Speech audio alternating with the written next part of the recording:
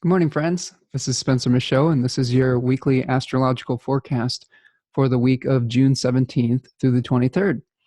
Hopefully, you're having a restorative weekend here and survived the Mars-Saturn opposition that perfected on Friday.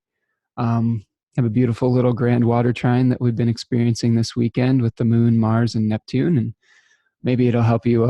Maybe it's been helping you relax and take a little break from some of the heaviness that has been going on for the past week or so. Perhaps some tears have fallen and some cleansing and releasing has happened. Well, buckle up because we've got another exciting week ahead with full astrological skies and aspects and things of that nature. Let's dive right into it. I'm going to share my screen here. And we're going to look first at the build up to the full moon on Monday. On my screen here, you can see that I have Saturday, June 15th up there, looking at the transits of that day. And I wanted to start with that because I wanted to speak a little bit about a Hellenistic concept that I've been learning from Demetra George, which is speaking about the moon under the bonds. Which is referred to as sundesmos. And in Greek, sundesmos means union or being fastened. And I thought this was a really interesting concept that I came across in her book, Ancient Astrology in Theory and Practice, because we're seeing that with the lead up to the full moon. The concept kind of goes like this. Whenever the moon is within 15 degrees of its exact opposition with the sun, it's said to be under the bond. So you can see here in my chart, we've got the moon at 9 degrees Sagittarius opposing the sun at 24 degrees Gemini. Okay. And that is the 15-degree orb that is required for being under the bond.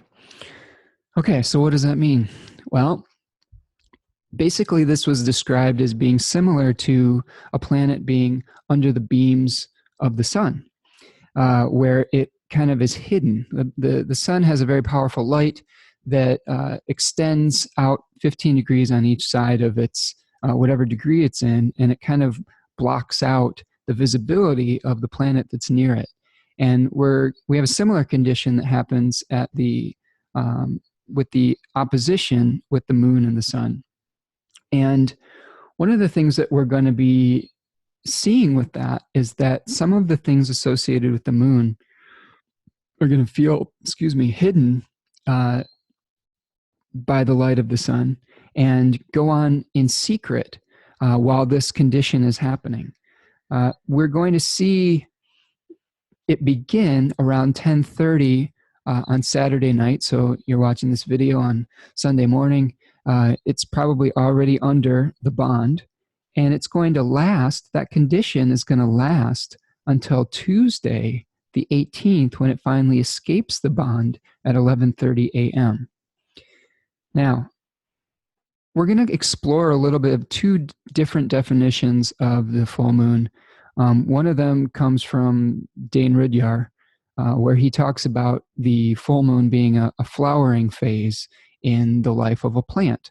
So we've planted the seed at the new moon, and now the flower has come to full bloom, and some of the things that were began at that new moon have come to light, become illuminated, have kind of grown into something that is more visible above the earth, and it's going to be eventually consolidating into the fruit of this cycle with the disseminating phase shortly after the full moon, and see what this really meant. We're going to, it's a period, oppositions are of the nature of Saturn, so sometimes this is a period of challenge and a period of consolidation and a period of running into possibly an obstacle of some sort. So one of the things that we're looking at with this under the bond condition is the moon being a little bit debilitated, the moon being a little weakened, the moon feeling not able to bring forth some of its best and most positive things. Now, this is going to perfect, which means it's going to become exact in its aspect on Monday at 4:30 a.m. at 25 degrees Gemini. I'm going to clear my drawings here, and we'll see if we can get that up. Okay. So let's move it forward. So we're going to move forward by a day here. Now we're at Sunday, and there is Monday, and we'll move back to the exact hour. There we go. So now we can see that a little bit further back. There we go. Now we can see that the moon is exactly opposite the sun at 25 degrees. So that is what is called the perfection of that aspect when it becomes exact. So at that point, we're still underneath this bonded condition, the moon being under the bond, and some of the things that are coming to light may begin in secret, and they may not appear publicly or and come to light until after that position starts to alleviate. So let's take a look at what that looks like. So as we move forward on Monday, first of all, let's just talk about what the condition in the sky is like here. We've got the sun at 25 degrees of Gemini. We've got Venus co-present in the same sign of Gemini. So it's kind of like Aphrodite is sitting at the table with Helios, the king, or the sun. And she's like on his, right-hand side, while with the moon, the queen, has Jupiter sitting at the table with her, or she is sitting at Jupiter's table to be more accurate, because she is co-present in Jupiter's house of Sagittarius. So it's like we've got these two royal figures sort of standing off in a standoff with one another, and one of them has one deity, one benefic at their table, and the other has another benefic. So Venus being the lesser benefic and Jupiter being the greater benefic. So on the surface, that looks like it could be, those two planets could be assisting with the significations of both the sun and the moon. Generally, when benefics are involved in things, they bring events and circumstances in the native's life or in all of our mass consciousness lives that are positive, or things that we like and things that we appreciate. So there may be something fairly good that could be coming to light with this, but there's some challenges as well. One of the things that we are navigating here is the seeds that we planted at the new moon in Gemini. And one of the things I spoke about in the new moon video was a plethora of options. Gemini, ruled by Mercury, splits many of our energies in a lot of different directions. So one of the things that we've been going through in this particular cycle is trying to figure out how to navigate all of the different choices in front of us and figure out what needs to stay and what needs to go and what is worth pursuing and what isn't. And we've probably come into some challenges with that, with Mars opposing Saturn, and maybe our forward drive with some of these things ran smack into an established wall or authority that caused us a little bit of pain or heartache, or a little bit of rethinking, a little bit of stopping and maybe consolidating some of our own thoughts and some of our own power, and becoming like water to swell and then gently spill around the obstacle. Hopefully by now you've started to spill around the obstacle in a very gentle way. If you try to go head on with Saturn in Capricorn, most often, if not all the time, you will lose. And that has been one of the things that's probably been a little challenging and painful in the past week, is it's not fun to run into a no. It's not fun to run into an established authority when we want something or when we desire something. And I spoke a little bit about, you can't always have what you want, but sometimes you get what you need, like the Rolling Stones would say. Mick Jagger had some really good advice for us back in I don't know if that was the early 70s or the late 60s. But it's universal. It rings true today. So what we're going to be looking at here is the fruition of all of those decisions and maybe a point of clarity. The full moon tends to illuminate things. It brings things to light. The moon is at its brightest. So we are seeing the choice that needs to be made. And I've been talking about the myth of the twins, Castor and Polydeuces, from Austin Coppock's book, 36 Faces. And I wanted to show you that again. I'm kind of Austin's hype man here. I like to throw this book up there whenever I get a chance because it's such a valuable reference material. And I'm going to read you a little excerpt from that, okay? Just to remind you what we're experiencing here.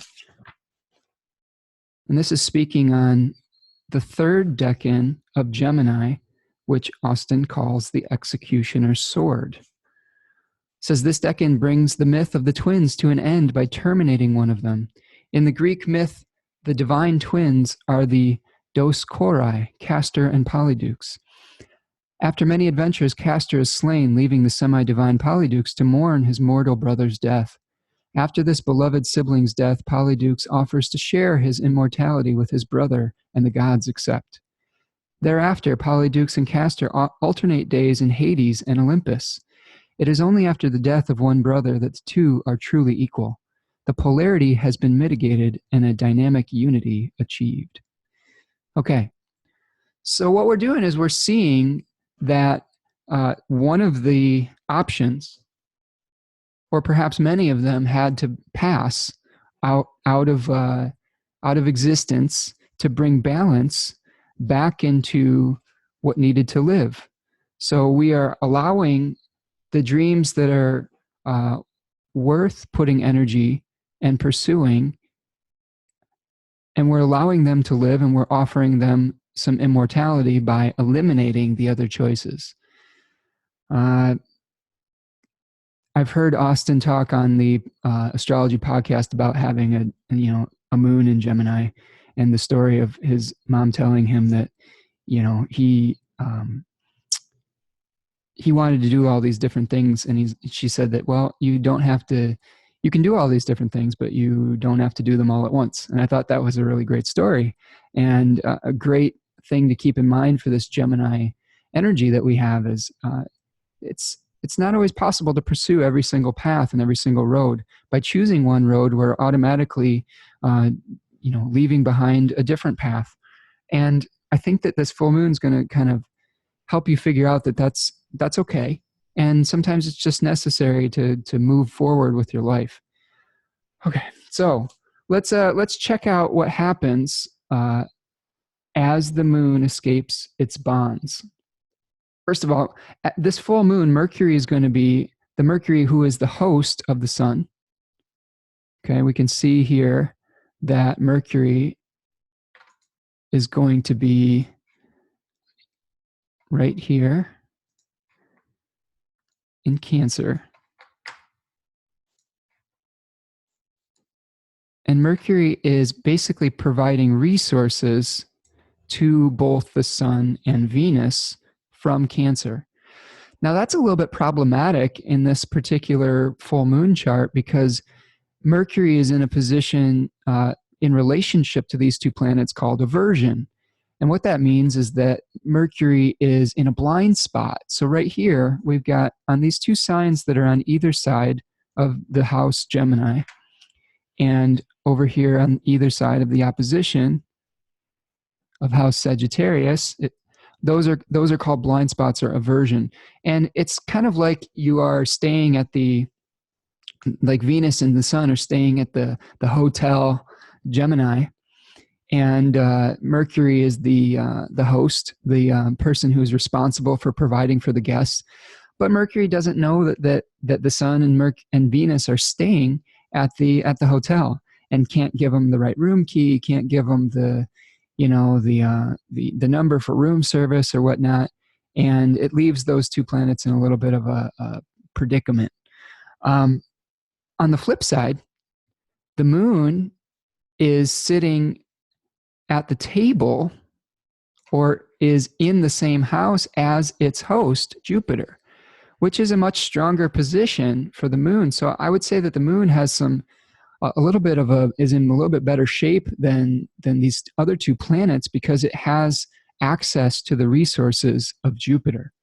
What we're going to see too by essential dignity, I think it's important to explore some dignities here too. Essential dignity was said to be like an extra set of, I don't know, you can think of them as, I guess, power boosts to a planet. It's not necessarily, this is something that ancient astrologers and modern astrologers will argue about sometimes, where in the medieval times they tried to quantify dignities by giving each type of dignity a score.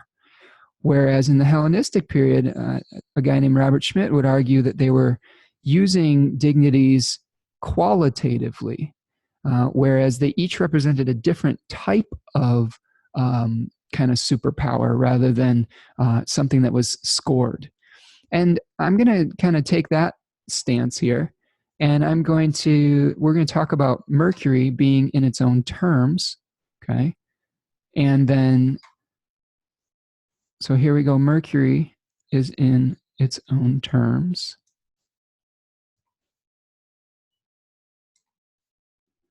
And then the Moon, and then Jupiter is going to be in its own triplicity. And I've seen this described by the lovely Demetra George as terms being kind of like someone who's able to set their own agenda, to make the rules within a classroom. If the domicile host is the principal, when it's in its own terms, it's able to set the agenda. So in this case, Mercury is setting the agenda, and Jupiter being in its own triplicity, Demetra George describes this as having communal support. I believe that Robert Schmidt talked about the triplicity ruler as having the winds, okay, like the north, the south, or the east, or the west wind at the planet's back that's helping to push it forward. So we've got those two concepts of triplicity, but there's some kind of possibly communal support that's happening. So what do we make of this? Well, we've got Mercury setting the agenda and Jupiter having some more public, community type of support. So as we take a look at how we're going to move forward with this, we're going to move towards Tuesday. And I'll get rid of this here. And what we're going to do is move the chart forward into Monday. And we can see that the Moon is going to be leaving the sign of Sagittarius and moving into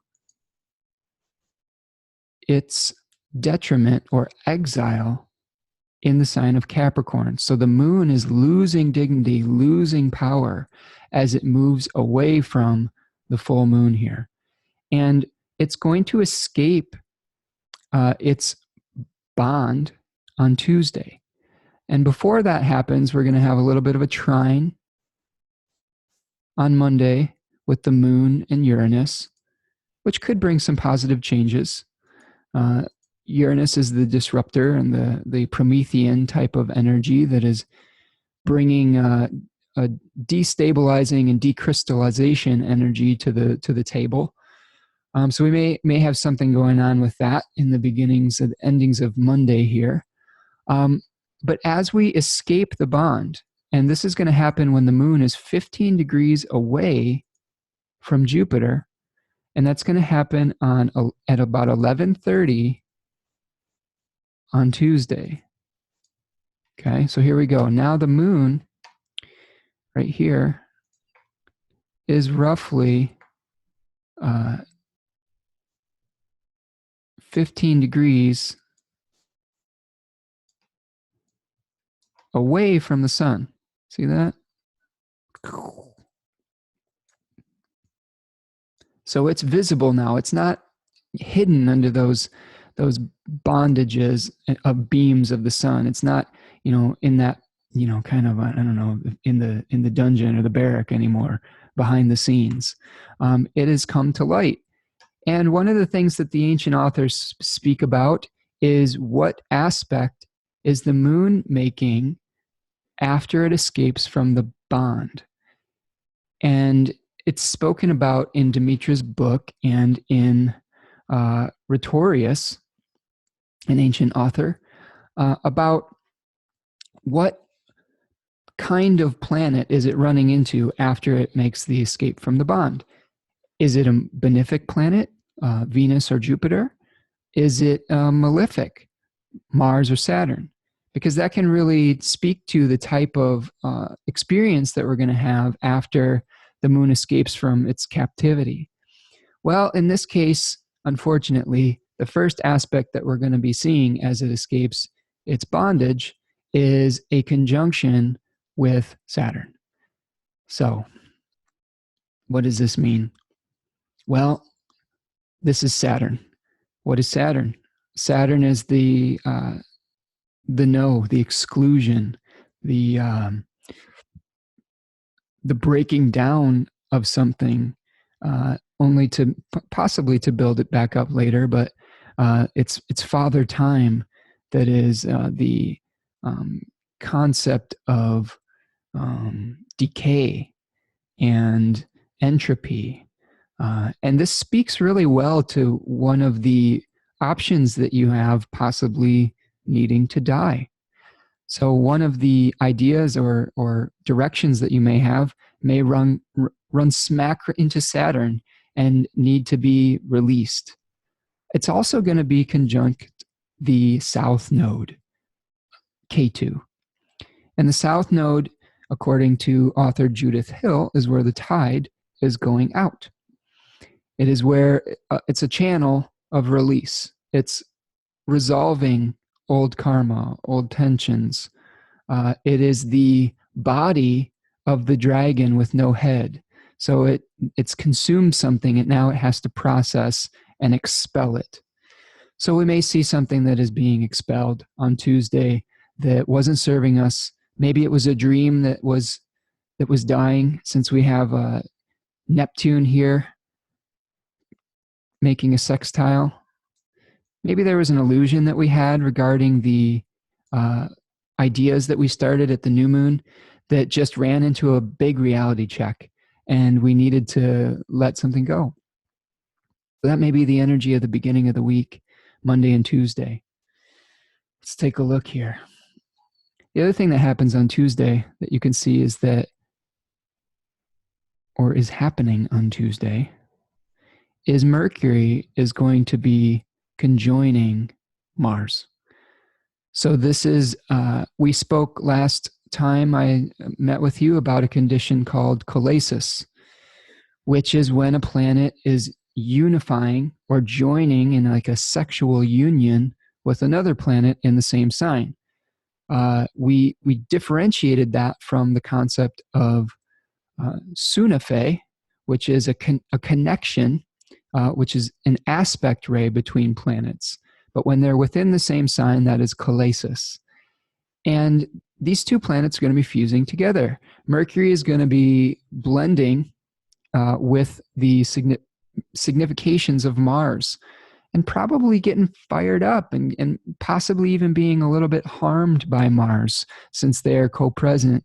Mars being a malefic planet that is bringing us, in general, experiences that we don't necessarily enjoy as human beings on this physical plane. It brings the concept of separation, of acceleration, of cutting and severing. So Mercury is having its significations, possibly things related to communication, things related to commerce, things related to learning. It has its own destabilizing and contesting nature. Mercury wants to argue about things. It wants to ask the questions.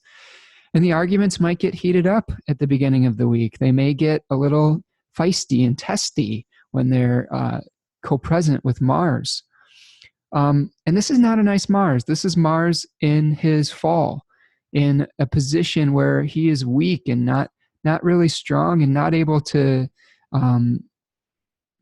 be very direct. It's these kind of back channels that we may be experiencing conflict, the behind the scenes arguments, the backstabbing and the gossip, this is something that could still be happening in the skies right now and in our lives.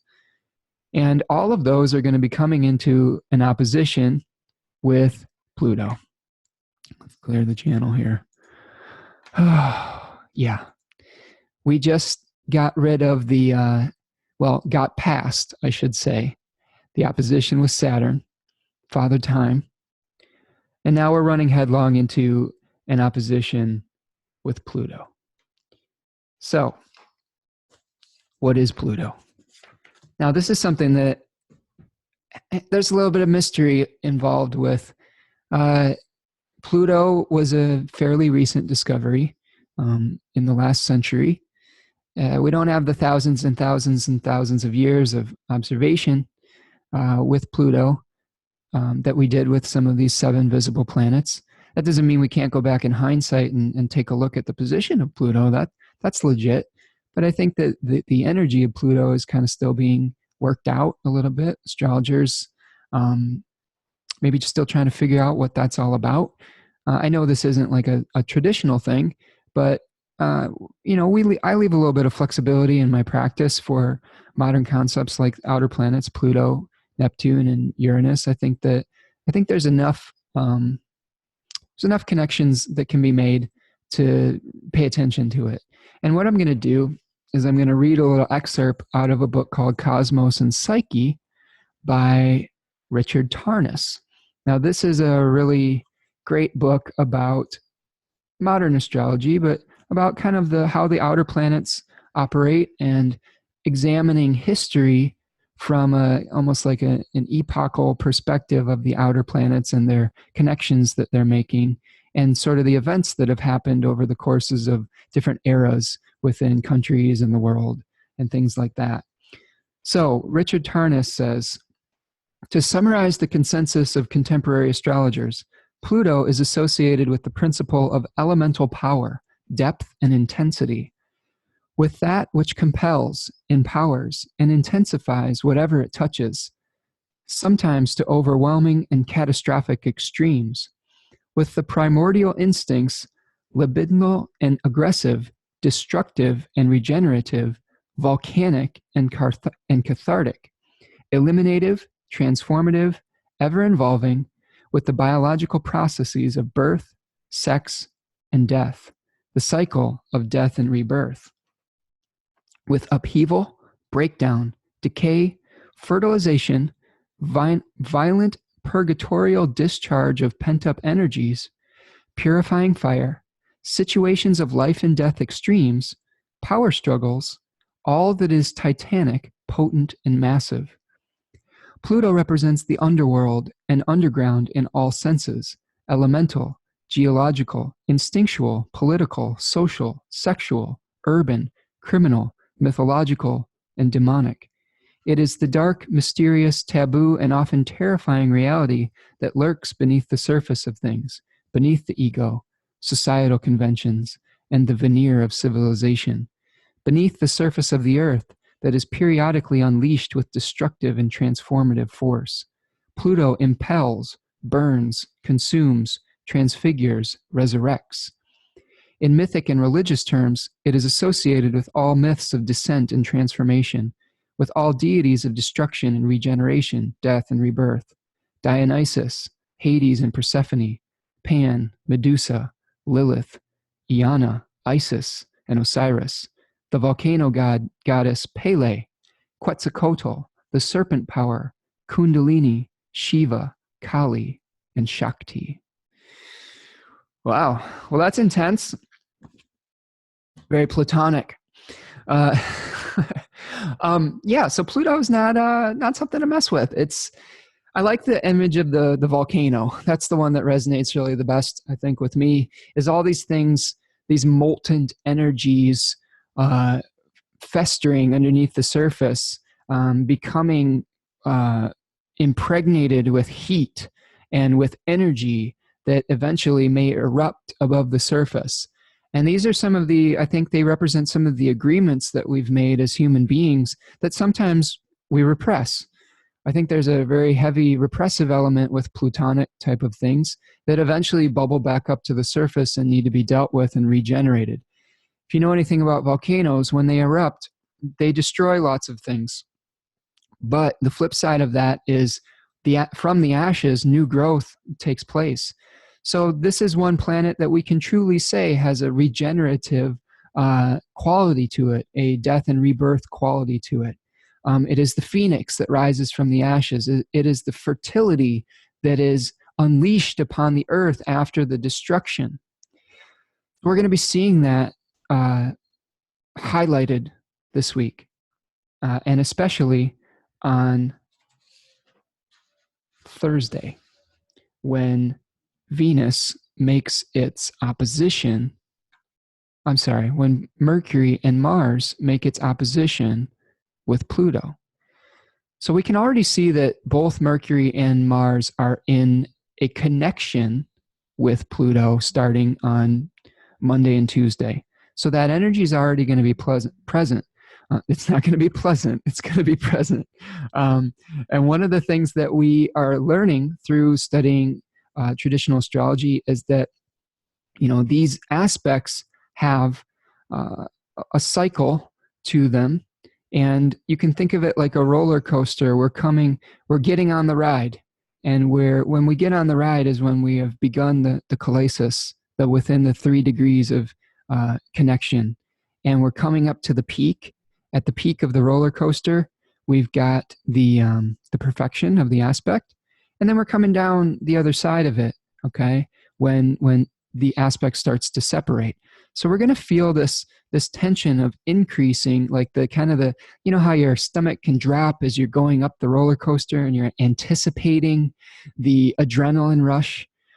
That can be some of the feeling that we have as these aspects build up, as we're anticipating something happening. And it's not just one particular event. It's a matrix of events that is blending together to give us these kind of this feeling, this bubbling up from the underworld.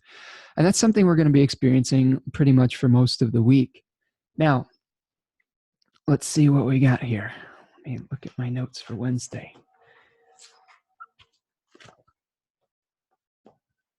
Let's move forward on Wednesday here. Okay. So this is Tuesday. We're going to go forward a couple hours. And on Wednesday, the sirens are going to be ringing. I don't know if you can hear that in the background, but I have a fire truck going by my house here. What an apropos little metaphor for our week ahead is the fire alarm might be going off, and you may have to put out some sort of volcanic eruptive fire. So we're going to see the moon through Wednesday coming into its connection with Pluto here. It's kalesis with Pluto, and it's perfecting right there. So remember, the moon is a trigger. It's the fastest moving visible body that we have in the sky, and it's like that the cylinder of the music box that is spinning and triggering some of these slower moving entities or planets or deities. So the moon being in that debilitated position is going to be running headlong into the depths. It's going to be going underground with Pluto, and it's going to ask us to bring up some of the junk that needs to be dealt with. So Wednesday, we're going to have that moon opposition with Mercury and Mars. We're going to have, finally, by the end of the day, this one looks hairy. 2 years ago, in 2017, we had a similar Mars-Pluto opposition. I believe it was in similar signs too. And I don't know if you remember what was going on in your life around that time. I'm not exactly sure what was going on politically or, in the, greater sphere of the world, but I know personally I was having a, difficult, domestic challenge that required patience, that required an acceptance quality. It required dealing with lots of painful thoughts, lots of painful memories, lots of things that were bubbling up from the depths and manifested in a power dynamic. This is one of the things that I think is going to be kind of key terms here, is there may be a power dynamic that happens over the course of this week that needs to be dealt with very delicately.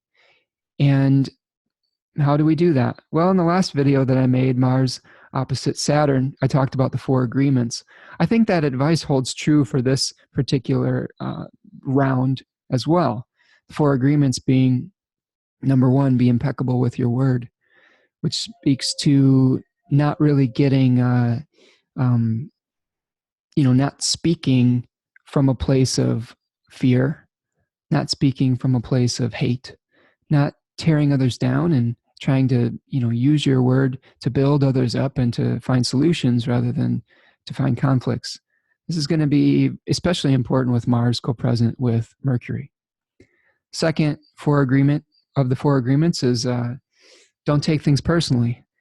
Mars and Mercury being in the sign of Cancer, Cancer is a very personal temple. It has to do with the relationship with the moon being probably one of the most personal planets in the chart. So it's kind of about what is meaningful to me and what is my environment, what is my feelings, my emotions. When we have Mercury and Mars co-present in that temple of the moon, we're going to be feeling pretty subjective about communicating our feelings and our thoughts, and maybe in a way that is a little bit inflamed. And I'd say be careful of that, because everyone's going to be on that wavelength over the course of the week. And the obstacles that you're coming in contact with, they may not be about you, because everyone has their own subjective reality, and they're going to be coming from their own perspective. And by not taking things personally and having some empathy and trying to really understand and appreciate someone else's position, you're going to be able to avoid some of the nastier expressions of this particular energetic quality in the sky. So I encourage you and actually implore you to take a deep breath and to really try to get some kind of objective perspective on what you're going through this week. And this is, Saturn ruled sign of Capricorn. Pluto there is restructuring is bringing up the darkness in the structures of our lives and asking for them to be renegotiated, it's asking for some of them to die and for some of them to be reborn. It's asking for all the junk and the sewage to bubble up to the surface and be cleansed. This is a cleansing type of experience that we're going to be going through. And how you navigate that purge, that purgative element, is going to really speak to how you experience it and how you move forward after it's done. So I encourage you to take it slow, to try to speak from your higher self with integrity. Don't take things personally if you come across an obstacle. Another 4 agreement beyond the first two is don't make assumptions. This one is really, man, this is one that I really, sometimes I'll struggle with, because I happen to have Sun and Mercury in Cancer, and all of us Cancerian energetic folks think on some level we're kind of psychic, and that we can, figure out what someone's thinking just by feeling our way into it and looking at their body language and things like that. And often we are right, but just equally as often we are wrong. And we make an assumption about something that somebody said, or some little look that somebody did, or things like that. And we can create an entire world around that small little detail that we've made an assumption about. And it may be completely rooted in a falsehood. And I think that's another thing I would really say is important to do this week, is if you're really confused about something and it's igniting your passion, get clarity.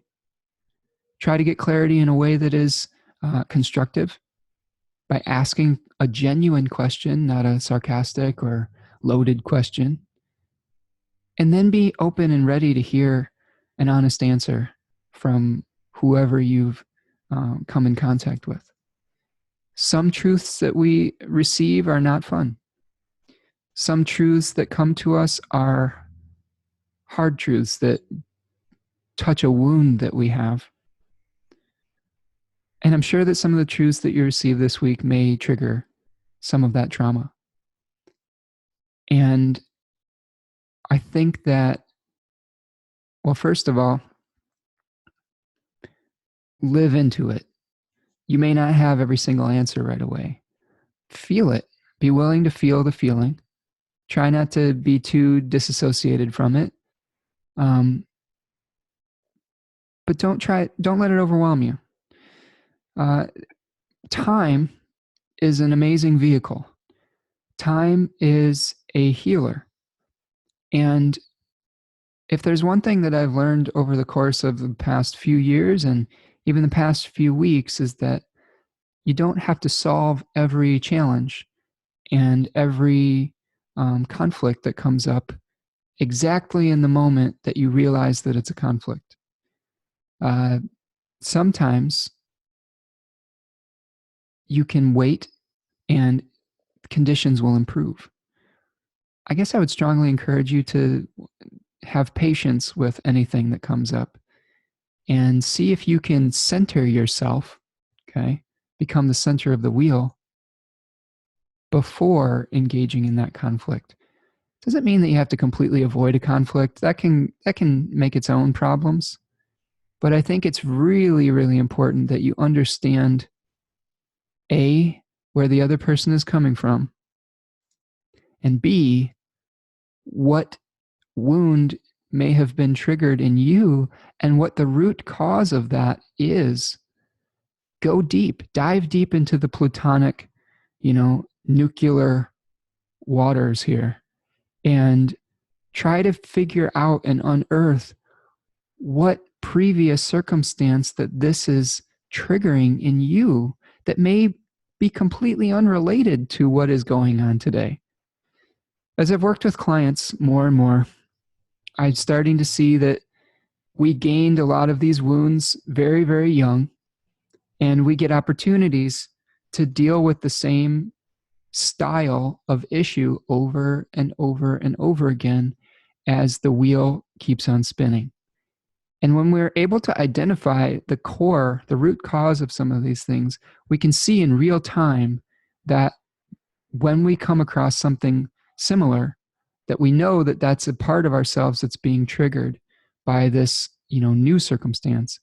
And that's when the power of choice comes in. I'm going to say that again. That's when the power of our choice comes in. And this I'm starting to feel more and more strongly about. I do not think that we can avoid all of the events that are foretold in our chart. I do feel like we can make a choice within that event as to how we are going to react. Now, there are some that may argue with me and say, well, even your reactions are fated. And maybe on some level that's true.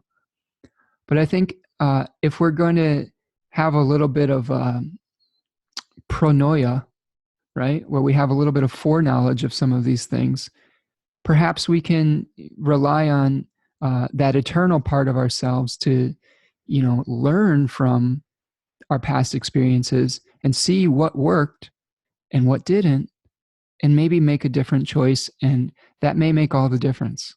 Even if it's just the gift that you're giving yourself is the gift of wisdom and understanding, so that even if the circumstance turns out exactly the same as it did the first time, you may have a different relationship with it that will hopefully lessen the suffering that you experience when that event comes up.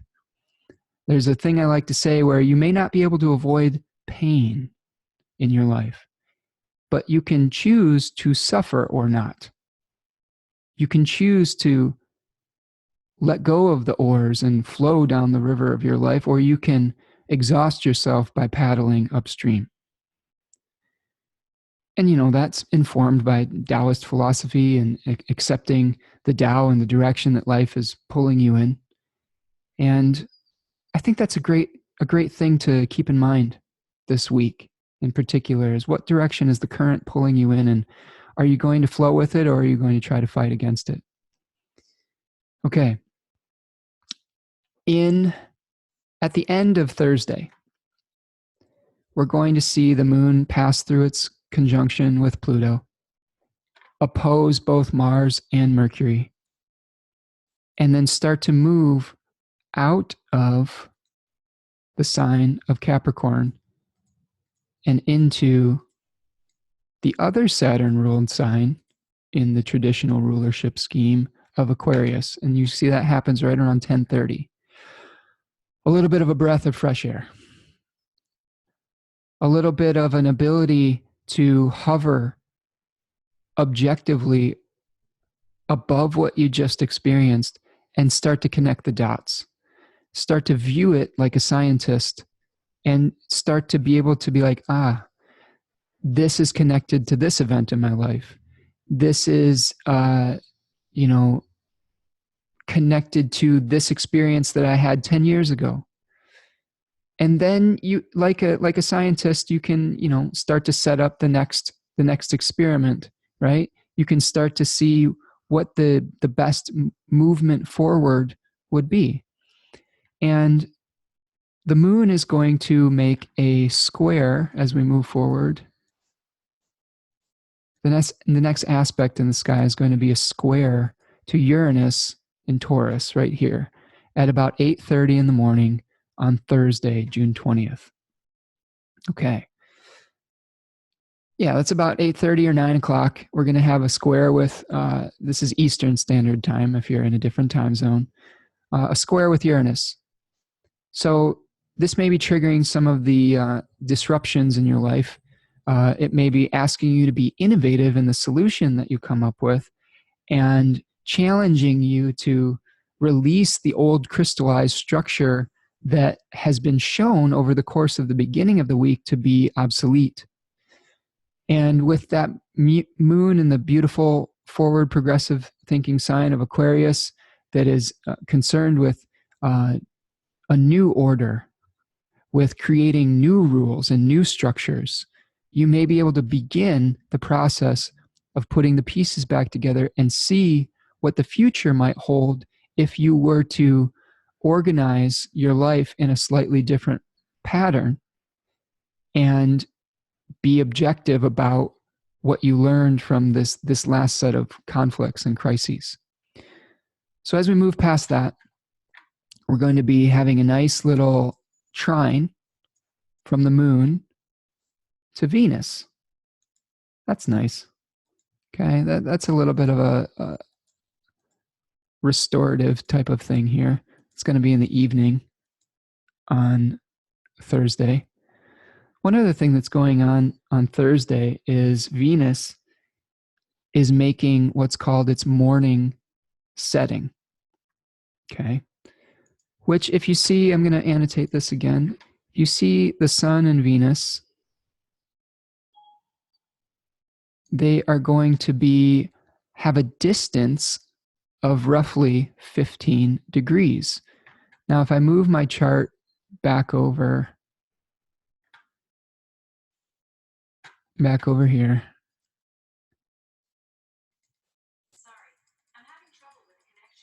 Thanks, Siri. Siri is talking to me over here. Somehow I activated that. If you look over here, now we have the Sun and Venus over on the eastern horizon. Okay, this is our horizon line. And this is where the planets are rising at sunrise. And Venus is going this way by zodiacal motion, but it's going this way by primary motion. That's the daily motion, okay, of the planets as they rise over the eastern horizon, culminate here at noon and set over here in the evening. And when Venus becomes a morning star, she becomes visible on the eastern horizon in the morning, okay? So Venus right here is going to be visible as the sun is rising. Now, as we go through the synodic cycle of Venus, she's going to get further away and stretch like a rubber band away from the sun, and then she's going to start snapping back into a conjunction with the sun again. And right now, Venus is starting to snap back into its conjunction with the sun. And on Thursday, June 20th, Venus is going to go underneath the beams of the sun. If the beams here extend out for 15 degrees, remember I said that the beams extend in both directions of the sun by 15 degrees. And that's a point of invisibility. That's where the sun is basically like, blinding out the visibility of all the other planets. And now Venus makes her morning set, okay? So she's back under the beams. So instead of being visible here, she's back under those beams. And that means that some of the significations associated with Venus, relationships, the ability to harmonize, may be starting to go on behind the scenes and not be visible anymore. It's more difficult for a planet to bring about its significations in the world of forms when it is invisible or when it is under the beams of the sun. That's a little bit of a problem. So our ability to harmonize may be going on behind the scenes now. We may be having conversations that, were public before, but now they're becoming less public. There may be some negotiations that we're making that are, a little bit, they might be a little more difficult because the Venus is becoming weakened, but it's a back channel again. What does happen and what is good is Venus is going to gain dignity by term, okay? So Venus is becoming, instead of being peregrine like she's been for the last week or two, there's my beautiful drawings of terms, okay? Now Venus is in her own bound or term. And that gives Venus a little bit more power or dignity. This is an essential dignity. So Venus is going to start to set have an ability to set more of the agenda. It's like she's been given, for example, let's say we have a teacher. Venus was a teacher at a new school.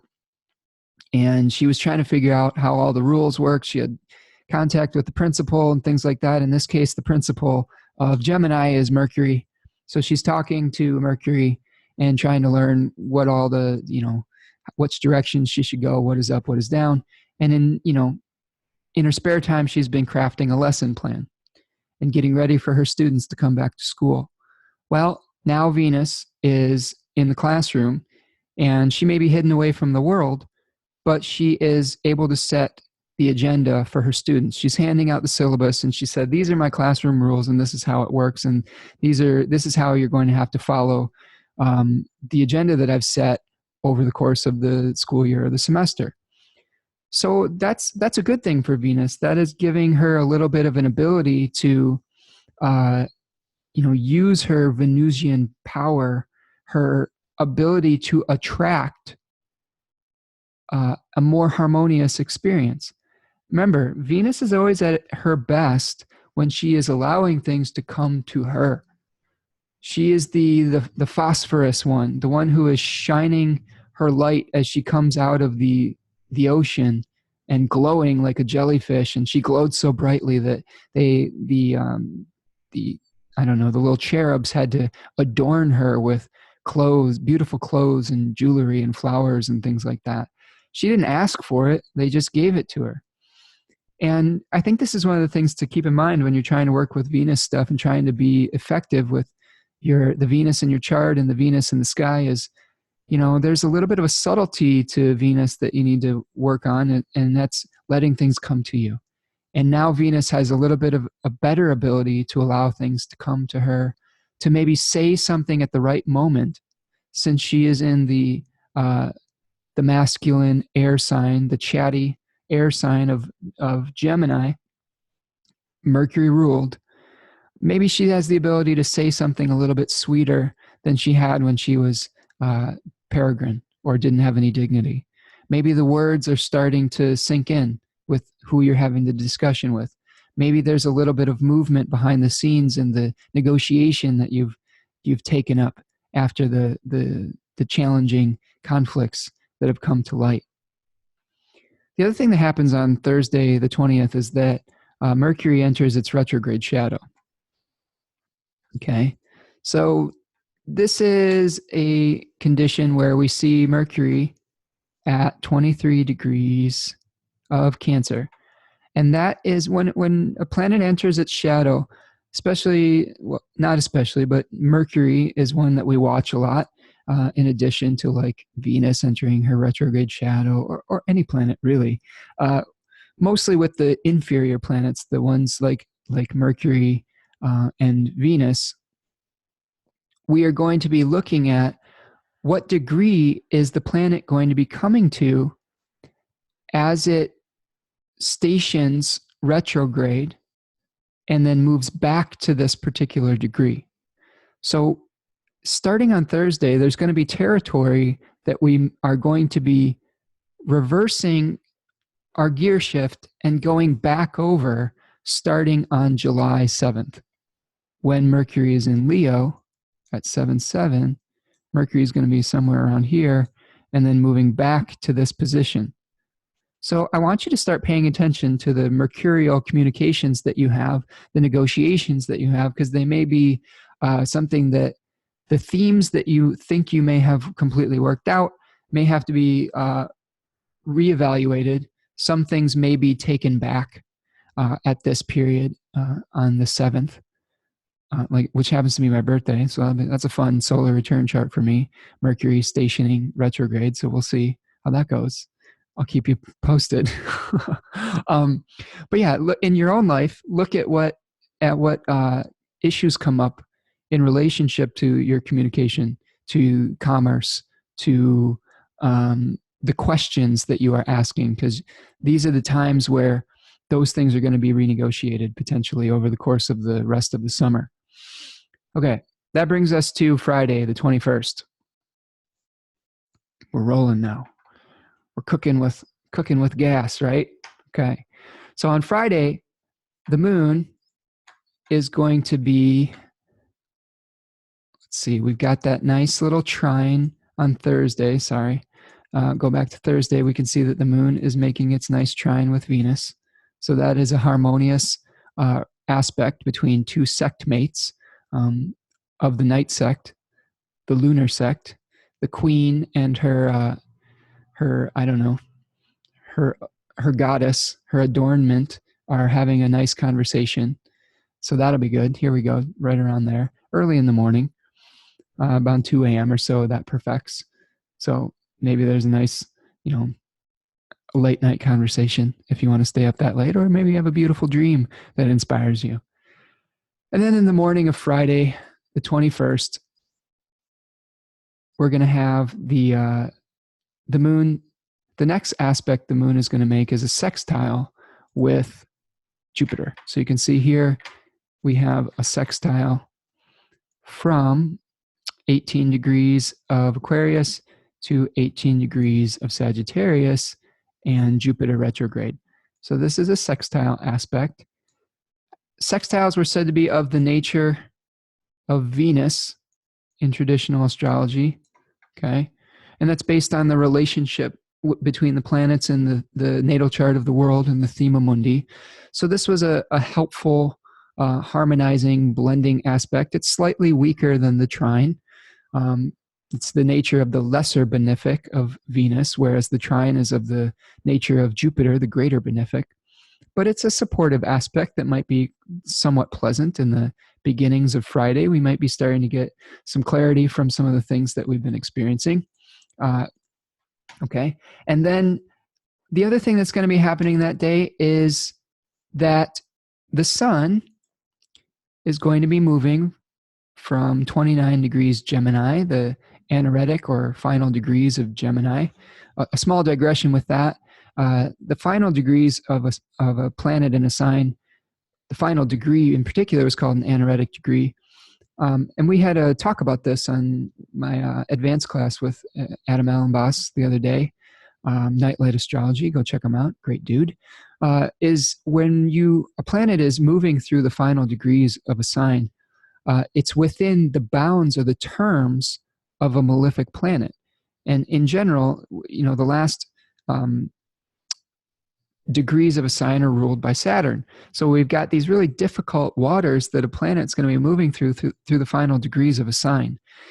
And as it moves out of there, we've got a little bit of a relief, I guess, from this energy. And you can see here, clicking it over, and right around noon, okay, is going to be the summer solstice, or the period where the sun moves into Cancer.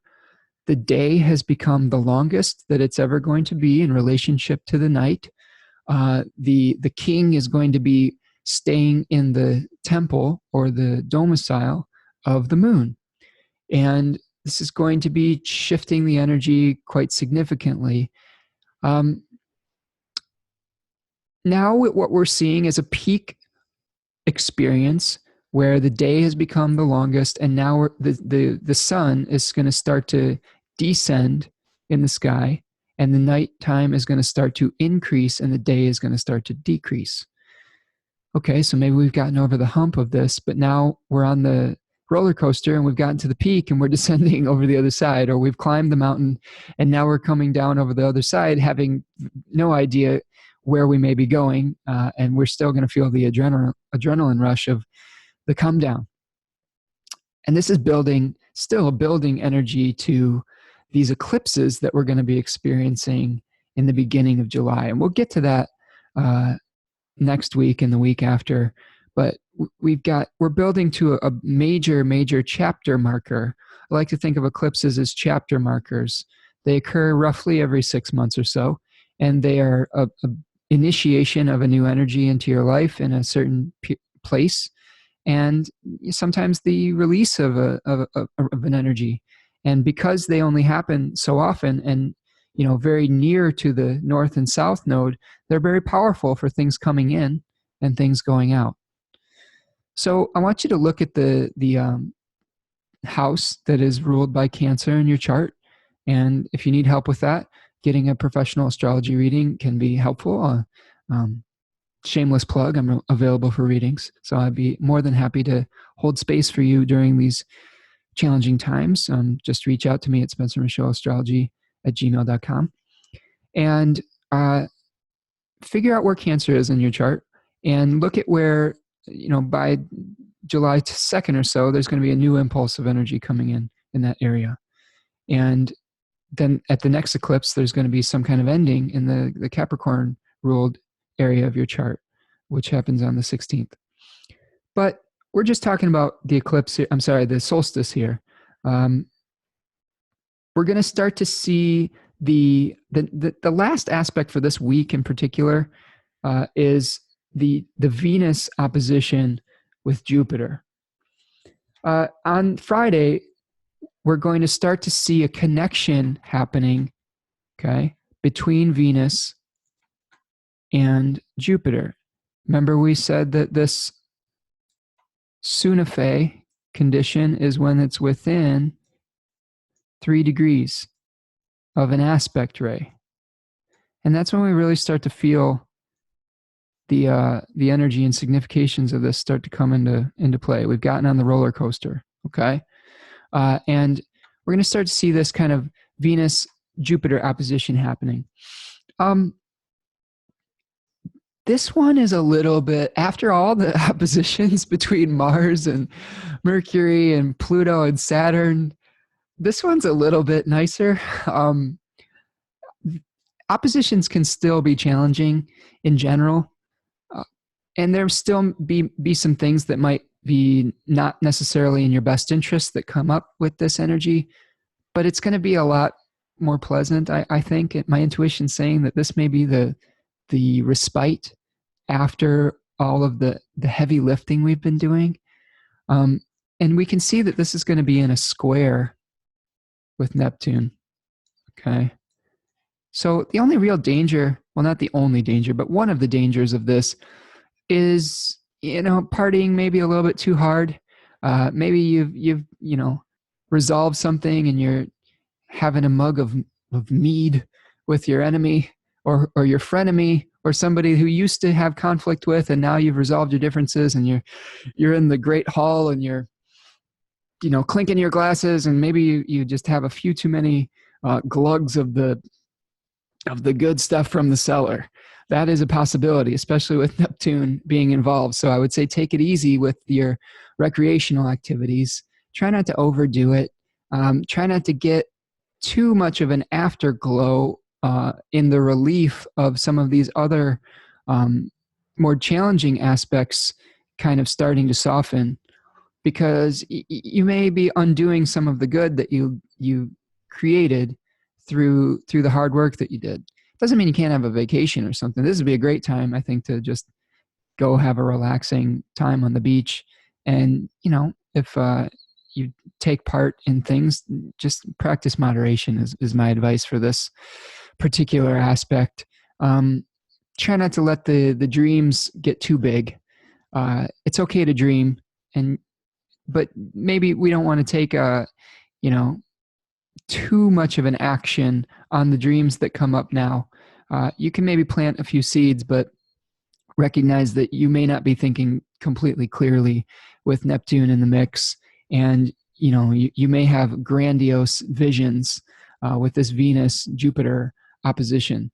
I believe my good buddy and partner in crime, Adam Ellenboss, took his daughter to Disneyland or Disney World under a Jupiter-Venus opposition.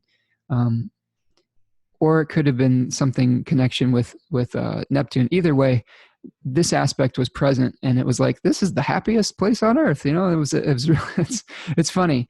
So there may be, but there's always kind of a seedy underbelly to that kind of experience. Disney World for a 5-year-old is probably the most amazing experience ever, but for a parent, there's the cost involved. There is,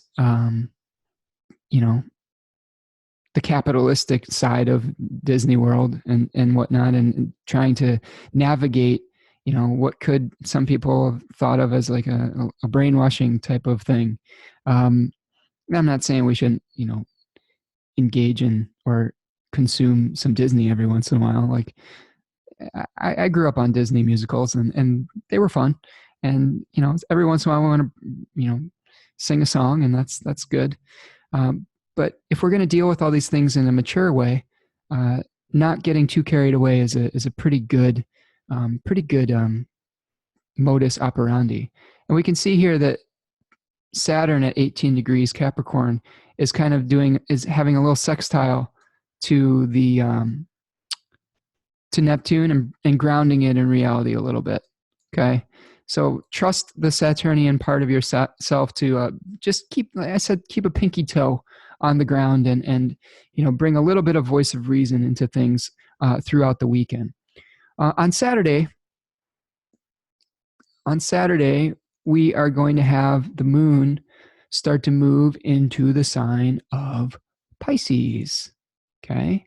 And that is going to fuel this Neptunian fantasy. All right. This we may feel a little bit of a lack of energy, be really tired now after we've dealt with all this stuff. And now the moon is going to take us to fantasy land. This is an awesome day to go see a movie. I love going to see film. The film industry was, there are people that say that Neptune rules the film industry. That's a healthy way to play out the illusions. You can take yourself out to a land of enchantment and just go live the fantasy in the comfort of a reclining chair in a nice dark room where, you know, at the end of the day, you're not making any super huge decision. You're just enjoying being in a different altered state of consciousness. And then you can go home afterwards and go back to your reality, having lived through the experience, right? I think that's a really nice way to go through some of these things. Or maybe it's your favorite way to relax. We're going to see that with the moon going into Pisces and making a nice trine with the sun earlier in the day there on Sunday, okay? And then by Sunday, to wrap up the weekend, what do we got going on Sunday? Well, more of the same with Pisces. We've got the